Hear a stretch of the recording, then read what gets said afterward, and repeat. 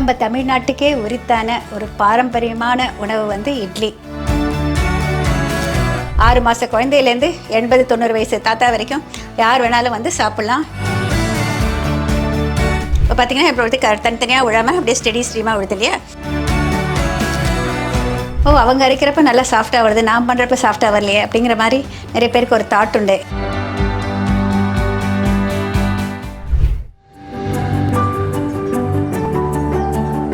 பூங்காற்று நேயர்களுக்கு வணக்கம். பொதுவாக வந்து இட்லி அப்படின்னோடனே நம்ம எதிர்பார்க்கறது என்ன? சாஃப்டாக இருக்கணும். அந்த சாஃப்டாக இருக்கணும், அதே நேரம் வந்து அது ஆறிய பிறகு கூட வந்து அந்த சாஃப்ட்னஸ் போகாமல் இருக்கணும். இதுக்கு வந்து என்னென்ன டிப்ஸ் அப்படின்னு சொல்லிட்டு உங்களுக்கு இன்றைக்கி செஞ்சு காமிக்க போகிறேங்க. செய்கிறப்பயே ஹெல்த்து பற்றின விஷயங்கள் ப்ளஸ் நிறையா சின்ன சின்ன விஷயங்கள், ஒரு பிகினராக இருக்கிறப்ப என்னென்ன கவனிக்கணும் அப்படிங்கிற விஷயங்கள் சேர்த்து சொல்ல போகிறேன். ஏன்னா அந்த காலத்தில் பெரியவங்க அரைக்கிறப்ப பார்த்தீங்கன்னா அவங்க அரைக்கிறப்ப நல்லா சாஃப்டாக வருது, நான் பண்ணுறப்ப சாஃப்டாக வரலையே அப்படிங்கிற மாதிரி நிறைய பேருக்கு ஒரு தாட் உண்டு. ஏன்னா அதிலேயே மெஷர்மெண்ட் என்னமோ சேம் தான் போடுவோம், ஆனால் ஒருத்தர் கைப்பக்குவோம் அப்படின்னு சொல்லுவாங்க. அந்த மாதிரி விஷயங்கள் என்னன்னு சொல்லிட்டு இப்போ ஷேர் பண்ணிக்க போகிறேங்க. இட்லி வந்து மெத்துன்னு வரத்துக்கு என்ன டிப்ஸ் அப்படின்னு சொல்லிட்டு அதோடு சேர்த்து இட்லி மெத்துன்ற இட்லி எப்படி செய்யுதுன்னு சொல்லிட்டு இப்போ பார்க்கலாம். 4 அழாக்கு இட்லி அரிசி, இதுக்கு 1 அழாக்கு உளுந்து, அரை டீஸ்பூன் அளவுக்கு வெந்தயம், தகுந்த அளவு உப்பு. இப்போ இட்லி அப்படின்னோடனே அதுக்கு எப்படி வந்து ஊற வைக்கணும், அரைக்கணும். இப்போ 4க்கு 1 நான் சொல்லியிருக்கேங்க கணக்கு. 4 அழாக்கு இட்லி புழுங்கல் அரிசி இருந்தால் 1 உளுந்து. ஒரு சில உளுந்து நல்லா இருந்ததுன்னா 5க்கு 1 கூட போடலாங்க. ஆனால் அரைக்கிற பதம் பக்கம் தான் ரொம்ப முக்கியம். இப்போ இந்த வந்து புழுங்கல் அரிசி அப்படின்னு சொல்லிட்டு பார்த்தீங்கன்னா இட்லி புழுங்கல் அரிசி வந்து நம்மளுக்கு சிகப்பு கார அரிசி கிடைக்குது, வெள்ளைக்கார் கிடைக்குது, அதுலேயே 5-8 அந்த மாதிரியெல்லாம் வந்து நிறைய வெரைட்டிஸ் கிடைக்குது. ஆனால் முக்கியமாக நம்ம பார்க்க வேண்டியது அது வயிற்றுக்குள்ளார ஒயிட்டாக இருக்கணும். அதுதான் வந்து இட்லி அரிசின்னு சொல்லுவாங்க. சாப்பாடு புழுங்கல் அரிசி வேறு. ரெண்டும் வந்து அதனுடைய அதாவது ஸ்டீமிங் டைம்னு சொல்லுவாங்க.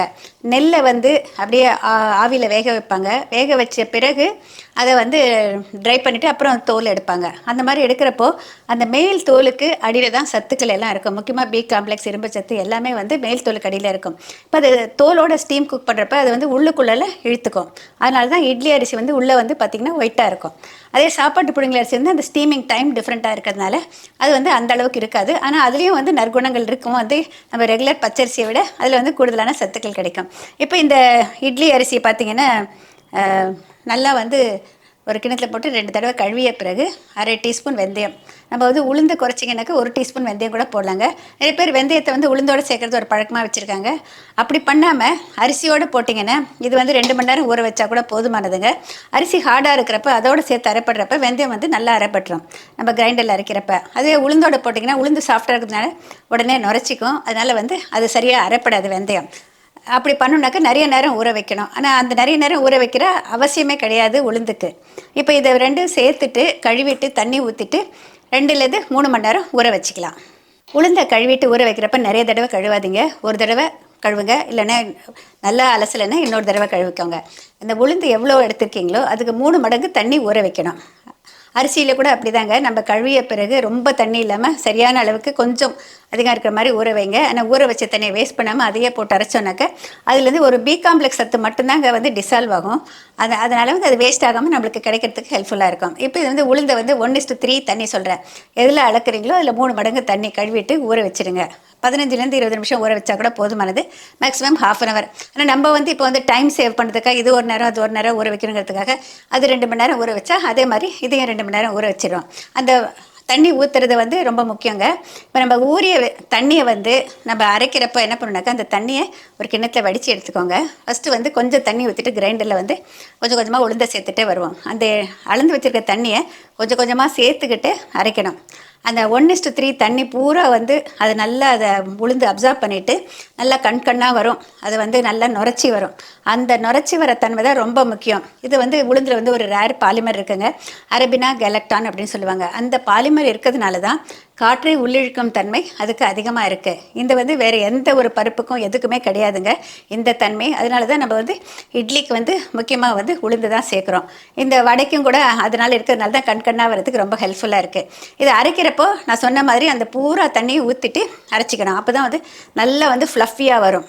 அதை வந்து அரைச்சி தனியாக எடுத்துட்டு நம்ம அரிசியும் வெந்தயமும் ஊற வச்சுருக்கோம் இல்லையா, உளுந்த அரைச்ச எடுத்த பிறகு இந்த அரிசியும் வெந்தயமும் போட்டு வந்து அது கொஞ்சம் போட்டு அரைப்படணும். நம்ம எடுக்கிறப்ப வந்து ரொம்ப கொலான்னு, அதாவது என்ன சொல்கிறது, ஸ்மூத்தாக இருக்கிற மாதிரி எடுக்காமல் லேசாக குருணை தெரியணும். நம்ம கையில் தொடுறப்ப ஒரு ரவை பதத்துக்கு இருக்கணுங்க, அந்த அளவுக்கு எடுக்கணும். கடைசியாக வந்து உப்பு சேர்த்துருங்க. இப்போ நம்ம கிரைண்டரில் வந்து அது அரைப்பட்ட பிறகு உளுந்தை வந்து நம்ம அரைச்சி எடுத்ததை கடைசியாக அதில் போட்டுட்டு கிரைண்டர்லேயே ஒரு திருப்பி எடுத்துடலாம்.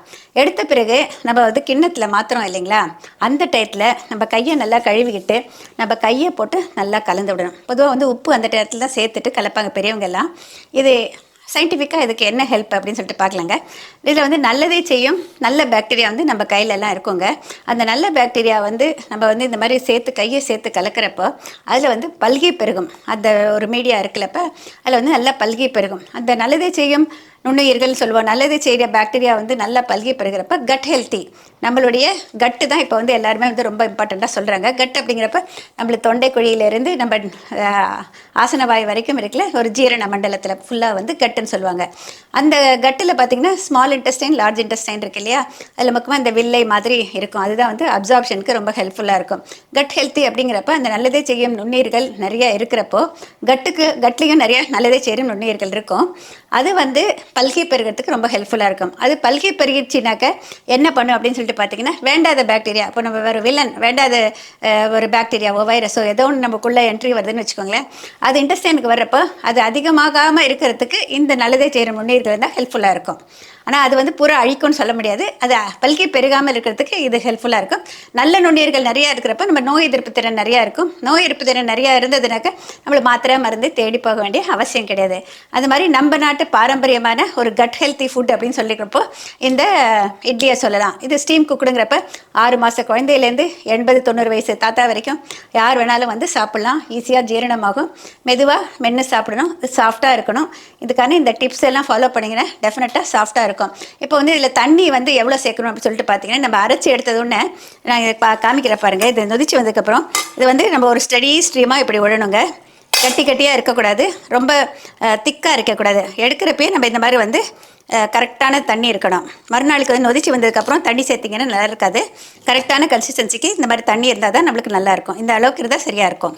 இப்போ பார்த்திங்கன்னா இப்போ வந்து தனித்தனியாக விழாமல் அப்படியே ஸ்டெடி ஸ்ட்ரீமாக விடுது இல்லையா, இந்த அளவுக்கு இருந்தால் தான் நம்மளுக்கு இட்லி நல்லா வரும். இப்போ இது வந்து நொதிச்சு வந்தது. இப்போ இட்லி வைக்கலாம்.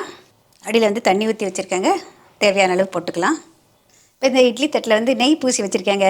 எண்ணெய் பூசி வச்சா விட நெய் பூசினாக்கா அது வந்து ஈஸியாக வந்து எடுக்கிறப்ப வந்து ஒட்டிக்காமல் இருக்கும். அதனால் வந்து நான் நெய் பூசுறது பழக்கம்.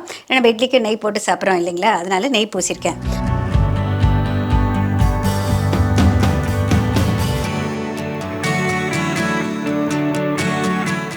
இதை இன்னொரு தட்டு வைக்கிறேங்க. இது வந்து ஸ்டஃப்டு இட்லி மாதிரி வைக்க போகிறேன். இப்போ முதல்ல வந்து கொஞ்சம் கொஞ்சமாக மாவு போட்டுக்கலாம். வதக்கி வச்சுருக்கிற வெஜிடபிள்ஸ் இருக்குது, சேர்த்துக்கலாம்.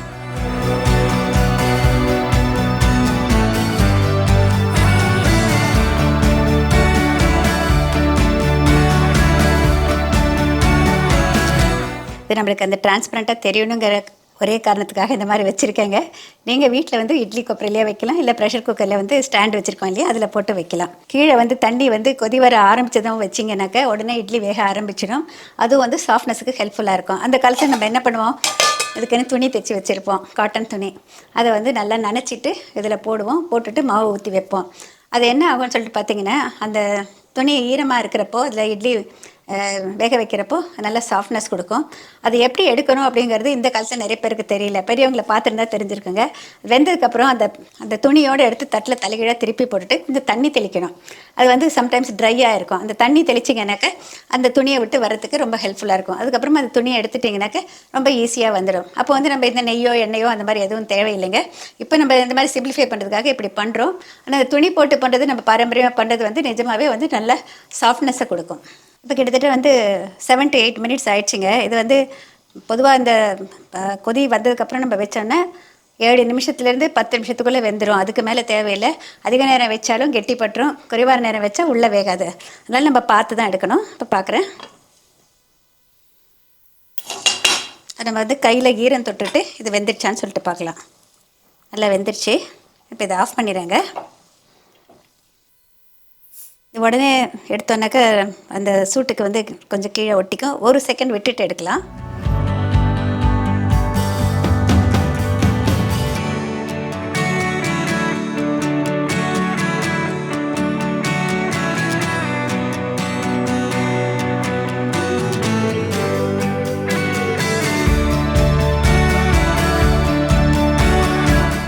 நம்ம தமிழ்நாட்டுக்கே உரித்தான ஒரு பாரம்பரியமான உணவு வந்து இட்லி.